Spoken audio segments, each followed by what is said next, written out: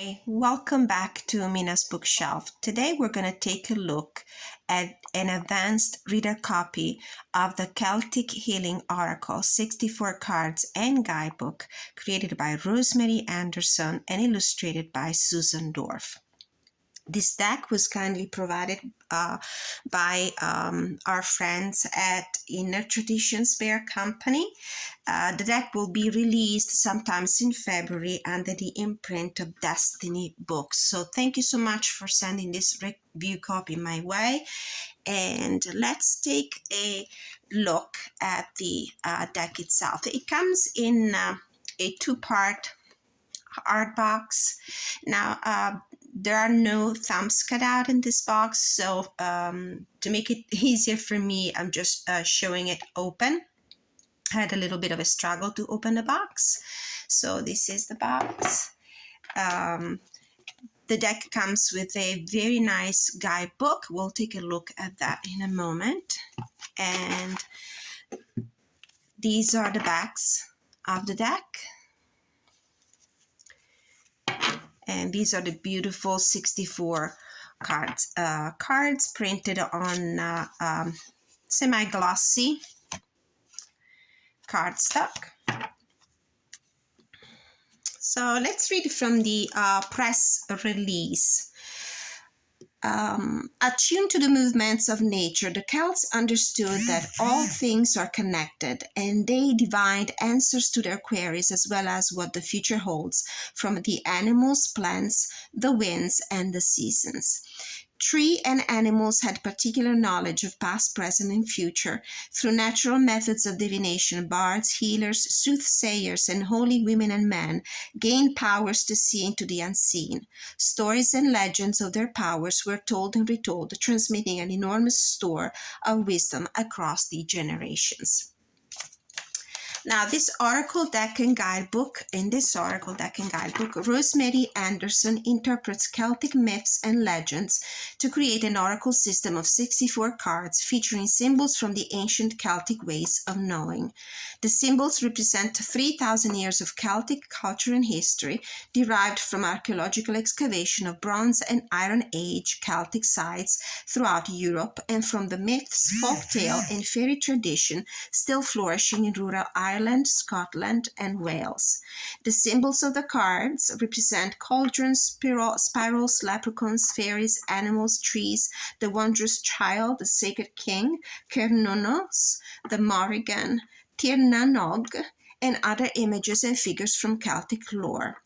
The accompanying guidebook explores the meaning, symbology, and mythic background for each card, such as how the triple mother goddess represents magnificence and the primal goddess in all her aspects, maiden, mother, and crone. The guidebook also explores the Celtic worldview, the basic principles of Celtic divinations, as well as how to use the oracle to receive answers to specific questions.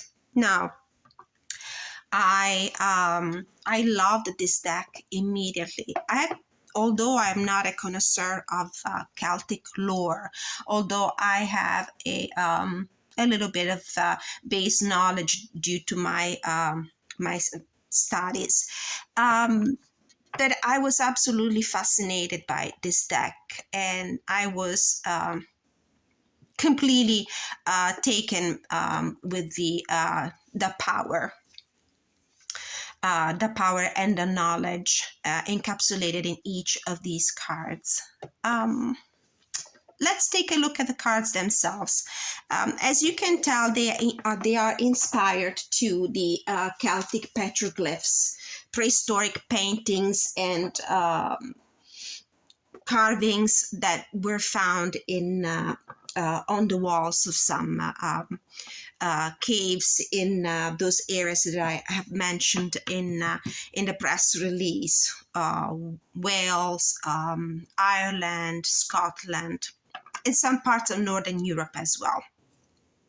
So the art style is pretty, it's kind of primitive, prehistoric, of course, and it's this kind of silhouetted, kind of photographic negative silhouetted images. The deck is not in order anymore because I've been working with it for the past few days with excellent results. We're going to take a look at the cards immediately, and then we'll go into the book. What I love about these cards are the keywords. So many very good keywords. I had excellent readings with this deck. So we have the cow, inexhaustible supply, cauldron of creation, source. This is not, I would say, it's not my usual art style when it comes to oracle decks, but there's a special charm in these cards, in the art style and the meanings and the keywords that is quite irresistible. Triple Mother Goddess, magnificence. Egg, the initiator, beginnings. I love the fact that there is the main keyword which identifies what the illustrator wanted to feature in the card, and also a very good keyword that explains what the meaning of this myth, of this animal totem, of this god or goddess is. And I have to say, there's always a great resonance between the two. Divine couple, union. Coupling of earth and sky, unlimited possibilities. Bridget, the snake and fire goddess, transformation. Lapdog, hound of the goddess, intimacy with self. Cernunnos, antlered god, lord of the animals. Banishing of snakes, loss and replenishment of hope. The puka, the trickster. Nightfall, the thresholds and beginnings. I do love this deck for particular reasons. Although this is not my heritage, this is not my cultural background, but I've always been very fascinated since a very young age by the folklore of the Anglo-Saxon, Northern European folklore. And this kind of mystical tools offers the opportunity to spark your imagination and your curiosity, and also to follow up on the experience that the deck itself offers with some more, further readings and further exploration of the theme, of the subject. The guidebook is pretty good. It goes pretty deep, and I will show you in a moment how good it is. Taranis, god of thunder and lightning. Treasures, stone, spear, sword, and cauldron. The Banshee, a call between worlds. Very simple artwork, but yet so powerful. Isis cutting down a tree, sacrifice. Presence of ancestors, the ancient ones. Serenity, voluptuous authority. Lug, warrior, the shining one. I'm not absolutely sure about the pronunciation of some of these words, since some of them would be pronounced the Welsh way, the contemporary modern Welsh language probably, which I'm not familiar with. The cauldron of the other world, alchemy. Hoengus, youthful champion, son of light. Willy the Wisp, jack-o'-lantern, fire. Chambers in the earth, rhythms of the other world. Fairies of mischief and play, the call of laughter. New moon, wisdoms of the earth. The fairy hill, the hidden world of fairies. Take a look.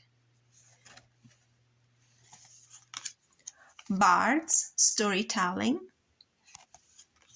Sun god, god of the sky. Nymphs, healing. I love the fact that it's a very generous, when it comes to number of cards, a very generous deck. 64 is nowadays for what is trending right now in the market of tarot and oracle decks, is an unusually high number of cards. The Changeling, exchange between worlds. Earth and family, right relations. Epona, the horse goddess, safe passage. The Sacred Three, seeing in all directions. So as you can tell, there is a mix of animal totem, symbols, goddesses, gods, fairy lore, myths and legends. Wells and thermal springs, returning to source. Mare, healing the wounds of abandonment and loss of trust. And I love that there's a plethora of cards that focuses also on some more challenging and shadow aspects of the human experience, not just the positive ones. Summon, knowledge. So there's guidance, and there is also an objective and pristine look at the human experience in its totality. Wondrous child, promise. Sacred king, the oath. Ram-horned snake, shape-shifting. Rowan mountain ash, alchemical wands, so reference to many other, also to botanical elements and plant and spirit allies. Boar, fearless in conflict. Mermaids and Salkies, water. Sun wheels, talismans. Tir Nanog, blessed isles to the west. Spirit of mountains, breasts of the goddess. Head, immortality. Green man, renewal. These cards, and I will show you from the guidebook, are not supposed to be read in the upright or reversed meaning. They all come in one meaning only, and that's for the upright position. I would not look at these cards as readable in the reverse position. They're not meant for that. Fairies of music, dance, and the performing arts, merriment. I don't know why some of them are in the reverse. As I was shuffling them, probably they switched position. Hammer god, scepter of authority and choice. Fairy lover, sensuality. The chariot and the charioteer, rescue from danger. The under tree, taking root in the other world. Absolutely, this is a deck that can be used for spiritual readings, but also for guidance and meditation, and certainly for divinatory readings. Mother Goddess, carrying children and food, well-being. Actually, I found out that this deck, it's primarily, at least for me, the way it works as a divinatory tool. Utterly stag, wild nature. Thorn tree, the sacred sign. Oak, the ancient wood. Leprechauns, earth. Fairy winds, harvest. Hazel, the divining rod. Water horses, magical encounter. Bear, fierce femininity. This card has been stalking me. Every read that I did, I always got this card, whether I was drawing 1 or 3 cards. The Morrigan, the raven goddess, chaos. Raven, truth-telling and prophecy. And the power of place, calling in the spirit of place. Some technical specification about the deck. The deck comes in a cardboardy kind of cardstock that is laminated, semi-gloss, not too much. Anyway, the cards are slippery and not easy to shuffle. If your usual way of shuffling cards is the riffle shuffle, because the cards are pretty stiff. So I was trying different ways, and I realized that probably the best way is just to, since the cards are very slippery, and this is a very slippery surface, just spread the cards like this and pick a card Maybe we can read the meaning from the guidebook, a couple of cards actually. We have Chambers in the Earth, Rhythms of the Outer World, and Willie the Wisp, Jack-o'-lantern.